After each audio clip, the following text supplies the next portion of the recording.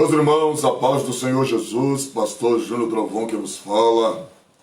É um prazer e uma satisfação estar com os irmãos aqui nessa oportunidade.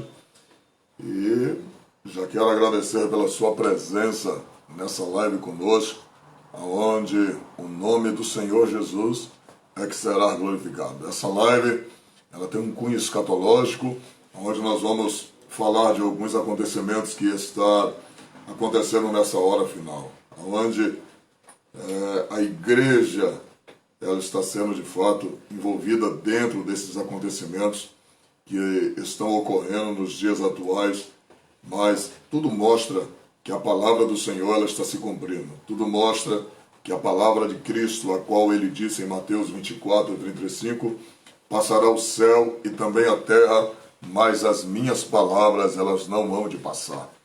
Estamos vivenciando isso, estamos vivenciando os últimos instantes da igreja sobre a face da terra, aonde o nome do Senhor Jesus será glorificado, porque Ele é o dono da igreja, Ele é o dono daqueles pelas quais Ele comprou a mim, Ele comprou você, e conforme está em Apocalipse capítulo 5, quando o Cordeiro, ele que é digno de abrir o livro, a Bíblia vai dizer que naquele momento, a Bíblia diz que o anjo abre a boca, brada ao Senhor e diz: louvado seja ao Cordeiro que morreu e ressuscitou e comprou para Deus povos de todas as línguas, tribos e nações. Ou seja, gente do mundo inteiro foi comprada pelo sangue de Jesus de Nazaré. E esse povo, que outrora eram os gentios, aqueles que dos quais Deus, por o seu amor e por sua misericórdia, os enxertou no plano da salvação, os enxertou na oliveira viva.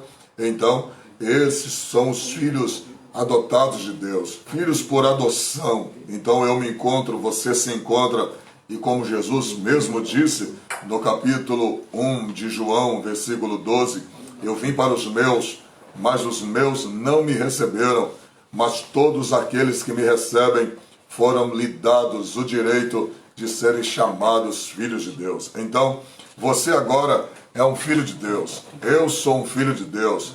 Aqueles que se entregaram a Cristo são filhos de Deus. Então, só Deus e sua bondade, sua misericórdia para nos fazer o que somos hoje. Conforme está no capítulo de número 3 de João, no livro no João capítulo 3, verso 16, o versículo que o mundo conhece, falando acerca do amor de Deus, porque Deus amou o mundo de tal maneira que deu seu Filho unigênito, para que todo aquele que nele crê não pereça, mas tenha a vida eterna.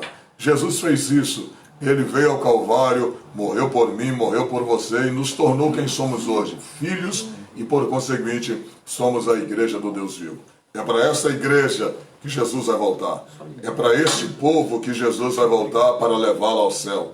É interessante que quando Jesus desce do céu, quando ele abre mão daquilo que ele recebia no céu, a glória que ele recebia dos anjos, da criação, o trono pela qual Cristo possuía no céu e todo o esplendor, tudo aquilo que é portentoso estava sob o domínio de Cristo no céu, mas ele, por um propósito, ele abre mão daquilo que ele possuía para vir à terra, humanizar-se, para morrer por mim e por você. É interessante que a igreja precisa entender isso. Quando ele veio para salvar.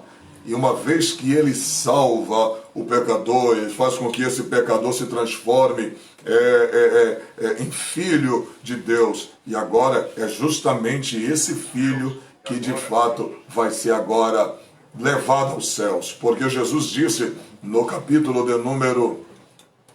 No livro do Apocalipse, Jesus disse que ele está à porta e ele está batendo. E aquele que abre a porta do coração, ele de fato vai entrar e vai salvar esta vida. Então, Jesus veio para estes. E esse povo é o povo que ele vai levar para o céu. Ele disse: eu vou para o meu Pai e vou preparar lugar para vocês. João 14.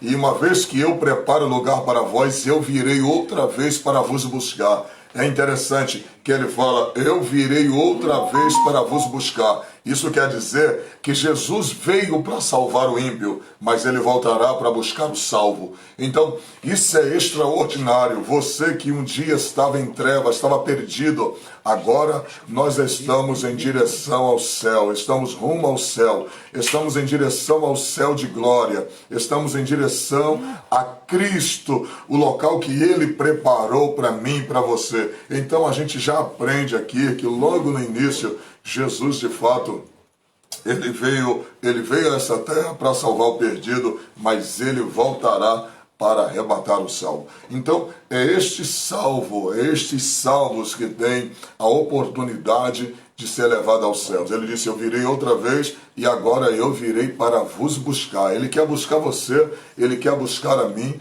ele quer nos levar para o céu, ele quer nos conduzir a este céu de glória. Então a gente precisa entender o momento que nós estamos vivendo, o momento que a igreja está atravessando, os sinais que ocorrem para que nós possamos estar atentos para aquilo que Jesus está nos mostrando através da sua palavra. Ele mesmo disse em João capítulo 24, ele disse no capítulo 24, verso 35, vai passar o céu, vai passar a terra, mas aquilo que eu falei não há de passar. Então é nisso que eu creio, é nisso que eu me abalizo. A minha fé está abalizada justamente naquilo que Cristo disse, aquilo que os apóstolos falaram mediante a inspiração do Espírito Santo. Então, uma das promessas extraordinárias é a salvação, e esta pessoa só pode ir para o céu se ela for salva. Então você que é salvo, você que é lavado, você tem a esperança de ser arrebatado, você tem a esperança de morar no céu, você tem a esperança de ir para a glória, de morar na glória. Então anima o teu coração em Deus, porque esta promessa de ir para o céu, esta promessa de ser arrebatado é para aquele que é salvo. Vou frisar mais uma vez, Jesus veio para salvar o ímpio, mas Jesus voltará para buscar o salvo. Então você e eu fomos comprados, lavados pelo sangue do Senhor, perdoados justamente para nós irmos para o céu. E o que vai agora mostrar de fato em que momento nós estamos, em que situação nós nos encontramos. Eu me lembro que Jesus disse no capítulo 24, versículo de número 12 do livro de Mateus, Jesus disse assim, e por muito se multiplicar a iniquidade, o amor de muitos se esfriará. Olha que coisa extraordinária. Nessa live escatológica, isso é um sinal para a igreja. Isso aqui a gente precisa aprender. É um sinal para a igreja. Porque o mundo não tem como ser aquecido. Porque só pode ser aquecido quem experimentou o poder do Espírito Santo. Quem foi convencido por ele. Jesus disse, eu vou para o Pai, mas quando o Espírito Santo vier, João 16:8, ele convencerá o homem do pecado, da justiça e do juízo. E é justamente esse homem que é convencido do pecado, da justiça e do juízo, que o amor de Deus é derramado dentro do seu coração. Por isso que nós passamos a amar o nosso próximo com aquilo que é de Deus em nós. Passamos a amar o ser humano com o amor de Deus. Passamos a perdoar o nosso próximo com o perdão de Deus. Então, é justamente isso que Deus nos faz. Ele faz com que nós amamos o nosso semelhante com aquilo que é dele. Então, a partir desse momento que nós amamos o nosso semelhante com aquilo que é de Deus, nós fomos aquecidos por esse amor. O Espírito Santo faz com que aquilo que é de Deus se aqueça em nós. Então, essa expressão de Mateus 24:14 é um alerta para a igreja. Por muito se multiplicar a iniquidade, o amor de muitos se esfriará. Então, Jesus está dando um alerta que nos últimos dias haverá um sinal. O amor daqueles que o servem vão se esfriar.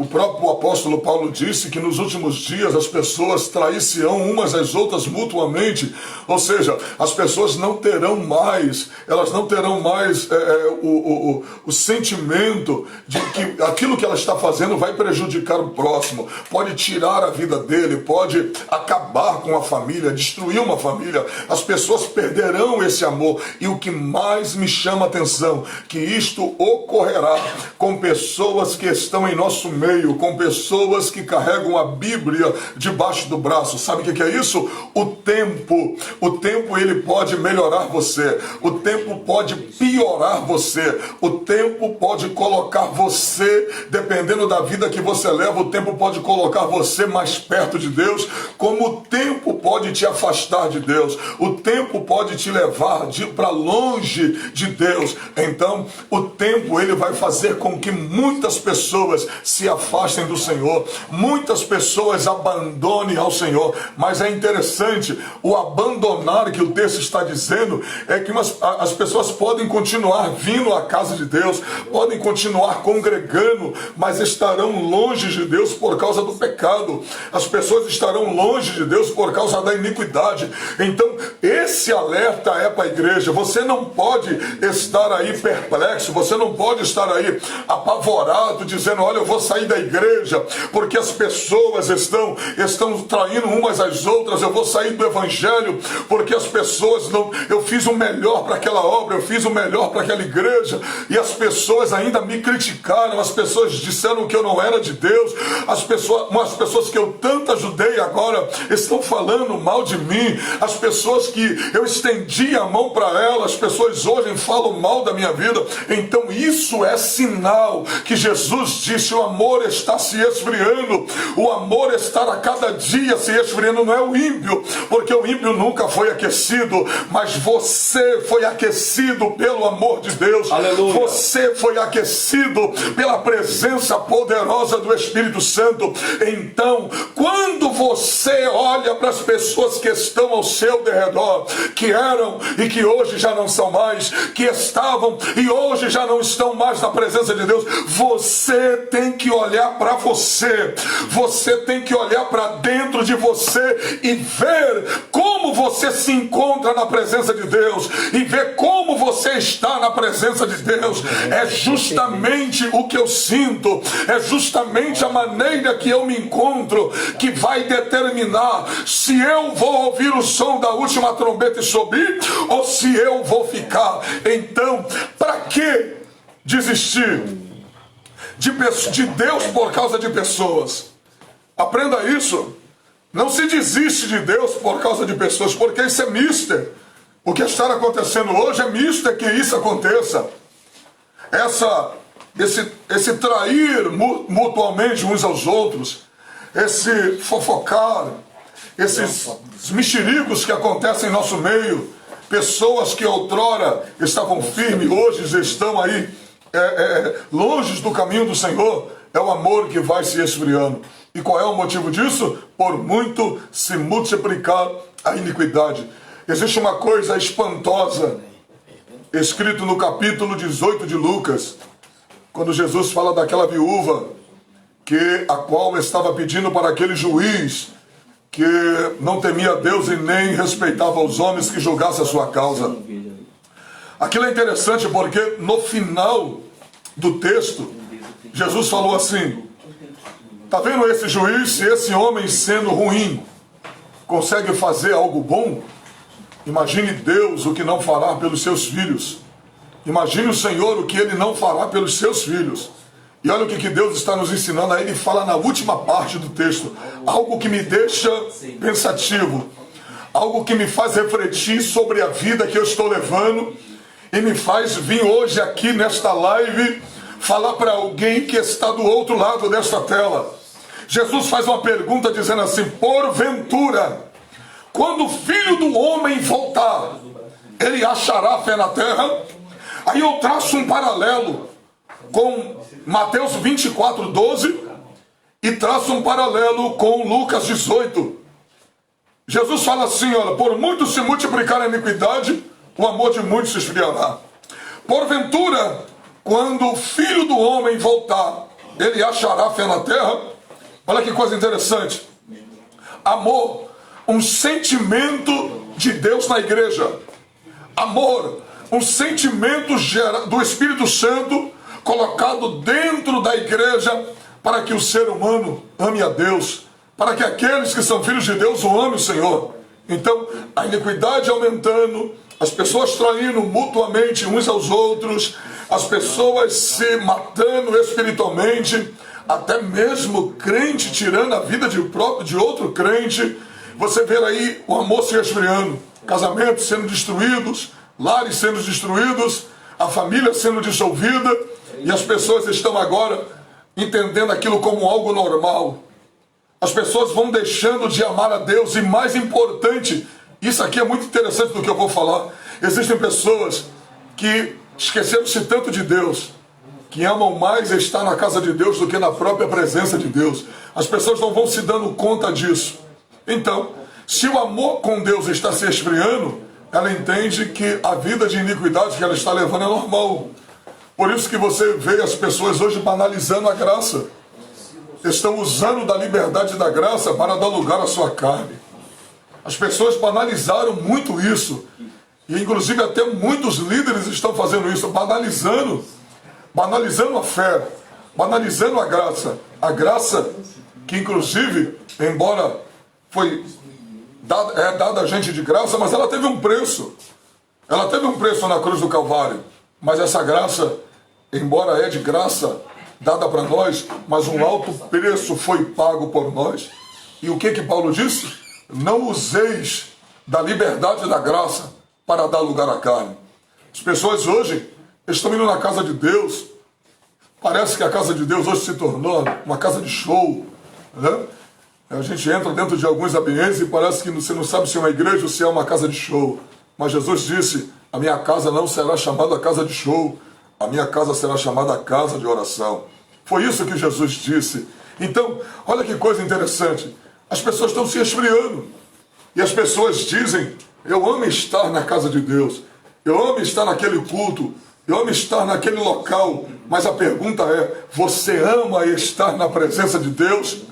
Você observa Elias, na primeira vez que ele apresenta-se na Bíblia, 1 de Reis, capítulo 17, ele se apresenta diante de Acabe, e ele diz, Acabe, vive o Senhor. Ele está dizendo, eu sirvo ao Senhor, a minha fé é tributada ao Senhor, a minha fé é delegada ao Senhor. Mas ele vai dizer algo que é extraordinário, vive o Senhor. Ele não está na igreja. Elias não tem um templo para ele ir, mas ele diz assim, eu não estou no templo, mas vive o Senhor, em cuja presença eu também me encontro. Elias não estava no templo, não estava na igreja, mas estava na presença de Deus. Então tem muita gente hoje que por causa da iniquidade, por viver uma vida de promiscuidade, uma vida de prostituição, ainda continuam na casa de Deus, mas essas pessoas estão afastadas da presença de Deus e por conseguinte, elas estão agora perdendo o amor de Deus. A iniquidade aumentando dentro delas e o amor de Deus se esfriando. E o amor e a fé são coisas que Deus deu a nós. O amor Deus derramou, a fé Deus nos entregou. Está em Judas, no capítulo 1, verso 6. Batalhemos ardentemente pela fé que de uma vez por todas foi entregue aos santos. Ou seja, amar a Deus, eu tenho que amar a Ele pelaquilo que Ele me deu, e eu tenho que servir a Ele pelaquilo que Ele me entregou, que é a fé. E eu tenho que batalhar para não perder o que Deus me deu. Então Jesus está dizendo, quando eu voltar, porventura acharei homens de fé na terra? Acharei uma igreja que ainda tem fé? É uma pergunta que o Senhor nos faz. Então nessa primeira live escatológica, aonde eu farei 7 dias falando de escatologia, Deus me trouxe aqui hoje para trazer um alerta para a igreja. Como está o teu sentimento por Deus?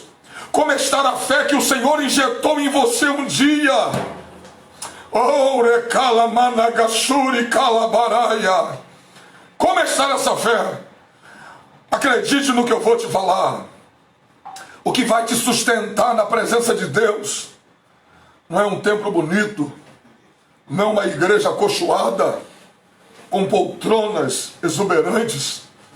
O que vai te segurar na presença de Deus não é a comodidade que a igreja te dá, não é os louvores que você ouve, mas é justamente o que Deus te entregou, o amor e a fé. Olha para cá, Jesus vai buscar uma igreja de fé. Deus vai buscar um povo zeloso e de boas obras. O Senhor voltará para um povo que o ama. Ei, Trovão, o que é que vai determinar, Trovão? Nesse relacionamento que eu tenho com Deus, Trovão. Eita glória. Tem alguém que está me olhando assim, eu já vi muitos crentes, não é errado dizer isso, tá, irmão? Não é errado. Eu amo a minha igreja. Eu amo o meu local de culto. Não é errado. Mas a pergunta é, você ainda ama Deus? Pastor, eu amo de boca. Jesus disse, muitos me servem de lábios, mas o coração está longe de mim.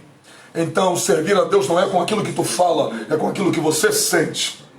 E a pergunta nesta noite é a seguinte: não é o que Deus sente por você que vai manter esse relacionamento, porque o que Deus sente por você, você já sabe. É o que você sente por Deus que vai fazer com que esse relacionamento mantenha-se. Deus em você e você em Deus. Jesus disse que tem que ter esse relacionamento. Está em João capítulo 15, versículo 7. Se vós estiveres em mim, eu e você, e as minhas palavras estiveres em vós, ou seja, relacionamento, comunhão, pedireis tudo o que quiseres em meu nome, e meu Pai que está no céu vos concederá. Tem que haver um relacionamento. E só se mantém relacionamento através de sentimento. Não é o que Deus te dá. Não é o que Deus faz por você, é o que você sente por Ele. Quer ver uma coisa? Jesus disse, em Lucas capítulo 7, Jesus disse para os fariseus, falando acerca de João, Jesus olhou para eles e disse assim, se vocês vissem, se vocês observaram o que eu fiz no meio de vós, o que eu realizei no meio de vós, e ainda assim com tantos milagres vocês não creram, vocês endureceram o coração, os fariseus endureciam o coração concernente àquilo que Jesus fazia. Tinham conhecimento, mas o coração, que é um sentimento, estava endurecido para com Deus, para com a verdade. Porque a verdade não é aquilo que eu acho que é verdade. É aquilo que de fato é verdade, que está escrito nas Escrituras. Não é aquilo que eu acho que Deus é o que Deus é que prevalece. Não é o meu achismo, é o que a palavra diz, aquilo que Deus é. Deus não compactua com erro, Deus é santo, Deus é poderoso e ponto final.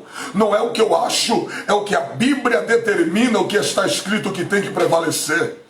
Então, olha que coisa interessante, não é o que eu vejo que vai fazer eu manter esse relacionamento, porque eles viam Jesus operar, eles viam Jesus realizar milagres, tanto que está em Lucas capítulo 10, Jesus disse assim, ai de ti, Betsaida, ai de ti, Corazim, porque se em Tiro e em Sidom, que são cidades gentias, se nelas fossem feitos os milagres que em vós eu realizeis, eles teriam se arrependido, haviam se colocado o pano de saco e deitariam em cinzas, mas vocês viram tudo que eu fiz e não se arrependeram.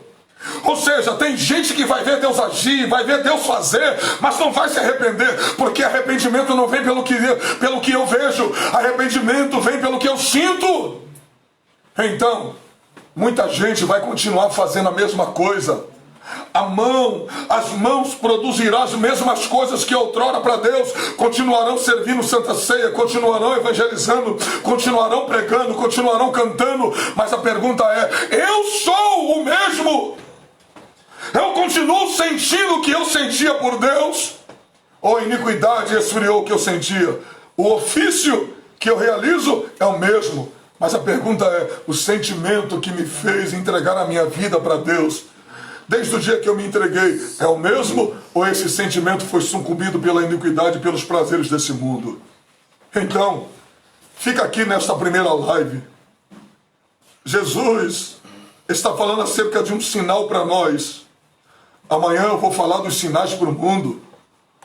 Vou falar acerca do que está acontecendo no cenário atual. Mas fica um sinal para dentro da igreja, o amor se esfriando. E se o amor se esfria, uma pergunta que não cala, dita por Cristo em Lucas 18, no final do texto. Quando eu voltar, eu acharei fé na terra? É uma pergunta que permeia até os dias atuais. Eita! Servo de Deus, como está a tua fé? Servo de Deus, como está o sentimento que você tem por Deus? Parece antiquado, né, o que eu estou pregando aqui agora. Sabe por quê? As pessoas estão acostumadas a ouvir sobre carro, a ouvir sobre casa, a ouvir sobre algo de imediatismo que vai aliviar o que ela está sentindo, que é uma palavra de autoajuda. Mas essa palavra aqui é para te ajudar. Essa palavra aqui é para te levantar. Como está a tua vida? Se a trombeta soasse agora, com todos esses anos que você tem de crente, você subiria ou você ficaria? Uma pergunta que você tem que fazer para você. Jesus fez uma pergunta para nós. Quando eu voltar, acharei fé na terra? A pergunta é que quer paira aí dentro de cada um de nós que está nessa live. Será que Jesus acha fé em mim? A fé que está em mim é necessária para eu ouvir o som da trombeta e subir? A fé que está em mim é necessária que se eu morrer agora eu vou para o céu? Há uma pergunta que não quer calar. Jesus está nos alertando nesta noite. Deus me fez sair da onde eu estava, acabei de pregar para fazer essa live. E olha, que no tempo que eu estou aqui agora falando, eu tenho um tempo reduzido para dissecar o assunto. Mas esses dois textos é muito claro que Jesus está falando para a igreja. Fé e amor é o que eu preciso. Paulo está próximo da morte. Paulo está próximo de partir, de ser decapitado. Ele abre a boca e diz: já estou posto por oferta de libação. A minha hora já está sendo chegada. Ele disse: combati o bom combate, encerrei a carreira, mas guardei a fé. Da onde veio essa fé que Paulo guardou? De Deus. O importante não é terminar com aquilo que eu conquistei. O mais importante é eu terminar com aquilo que Deus me deu, com aquilo que Deus me entregou. Por isso que João vai abrir a boca no livro do Apocalipse e vai dizer: guarda o que tens, para que ninguém roube a tua coroa. Ele vai escrever o que Jesus disse a ele: guarda o que tens. O que é que você tem? Guarda teu coração, porque dele procede as saídas da vida. Guarda a tua fé, porque essa fé o Senhor te entregou um dia. Guarda a tua língua, de não proferir palavras ruins contra o teu próximo. Guarda os teus passos quando entrares na casa do Senhor teu Deus. Guarda a tua coroa, para que ninguém a roube. Jesus está nos ensinando que existem coisas que Ele deu. O amor Ele derramou e a fé Ele te entregou. Então, preserve esse amor que Ele te deu e preserve o amor de Deus dentro do seu coração e esta fé. E eu vim nesta live hoje dizer para você que eu estou extremamente feliz e maravilhado, porque eu sirvo a Deus há 24 anos. 24 anos eu estou servindo ao Senhor. E eu amei tanto estudar a palavra, amei tanto estudar a Bíblia, que eu passei, logo no meu primeiro ano de conversão, eu já entrei dentro do seminário. Fiz o básico, meu básico teve 24 matérias. Hoje os básicos têm 12 matérias. Mas na minha época, só o meu básico de teologia, ele tinha 24 matérias. Depois fiz o médio e, por conseguinte, terminei o bacharel em escatologia em 4 anos. Me formei para a glória de Deus e logo após esses 4 anos eu passei a amar a escatologia.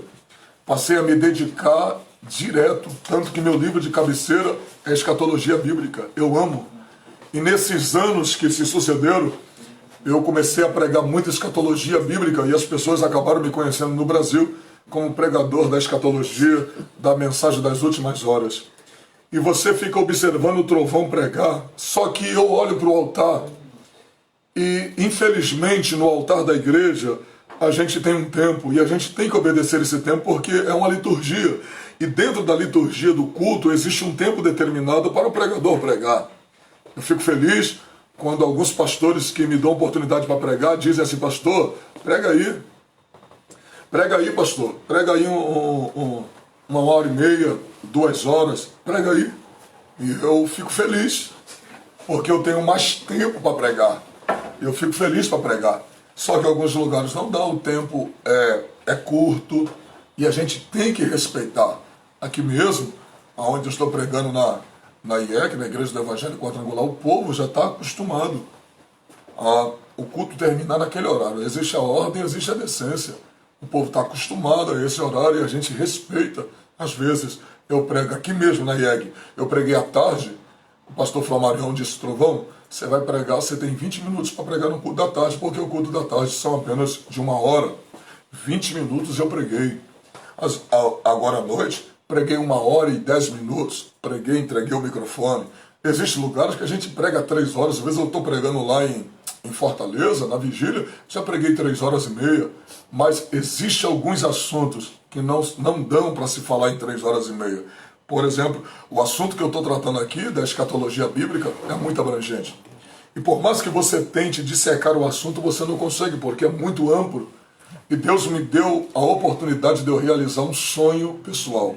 As pessoas queriam ouvir da minha boca: pastor, por que o senhor não faz algo mais profundo? Por que o senhor não prega, ensina nesse texto com mais profundidade? E eu dizia para aquelas pessoas: não dá. No altar eu não consigo falar com mais profundidade para se dissecar um texto no original. O que quer dizer aquele texto no grego, por exemplo? Você tem uma Bíblia escrita em português, mas ela é apenas uma tradução, porque os originais dela vêm do grego. Então a língua a etimológica é o grego. Então se traduziu, foi traduzida por um padre chamado João Ferreira de Almeida, e nós temos em nossa mão uma cópia. Mas existem palavras que estão no original, que em alguns casos eles tentam aproximar a melhor tradução para o português daquilo que está no original. Por isso que nós temos aí várias Bíblias hoje, nas editoras, revista e corrigida, revista e atualizada, revista e revisada, justamente para trazer uma melhor tradução que chegue mais próximo dos originais da Bíblia. Então, no estudo a gente consegue fazer isso. No estudo mais minucioso a gente consegue fazer isso. E Deus me deu a honra, Deus me deu a oportunidade de colocar esse sonho meu de ensinar a escatologia com mais propriedade, com mais profundidade, eu ensinar a escatologia. E eu fiquei dormindo por muitas vezes, dormia 3, 4 horas da manhã. Às vezes minha esposa ia na sala, estava lá eu estudando os meus livros de cabeceira, relendo, lendo, vendo outros pregadores, vendo outros escritores, lendo, vendo a visão deles, vendo como eles abordavam os finais dos tempos. E eu comecei a estudar muito para trazer para os irmãos um conteúdo de maior qualidade. E Deus me deu a oportunidade de trazer aí um dos melhores cursos de escatologia bíblica do Brasil, sem dúvida, porque a forma que Deus me deu para ensinar foi uma forma peculiar, uma forma particular que Deus me deu para me colocar nesse curso. Esse curso foi movido debaixo de muita oração, e eu disse ao Senhor que as pessoas que adquirissem esse curso pudessem de fato ser extremamente agraciadas com o conhecimento. E eu tenho certeza que quando você pegar este curso e começar a estudá-lo por módulos, serão 11 módulos que você vai estar estudando comigo, com o pastor Júnior Trovão, e com a participação de um homem que eu amo, que eu admiro, que é um mestre da escatologia, o reverendo Napoleão Falcão.